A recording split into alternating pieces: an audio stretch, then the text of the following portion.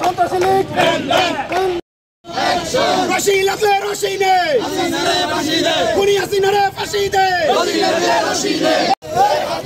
আমার সোনার বাংলায় আওয়ামী লীগের ঠাঁই নাই আমার সোনার বাংলায় ফাঁসি দে রশি লাগলে রশি নে ফাঁসি দে রক্ত আরো দেব রক্ত রক্তের বন্যায় দেশে যাবে অন্যায়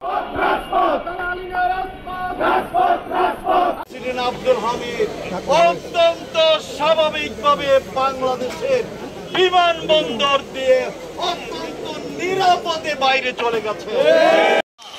আওয়ামী লীগের নিষিদ্ধের ঘোষণার জন্য পুরো জাতি অগ্রিম হয়ে বসে আছে।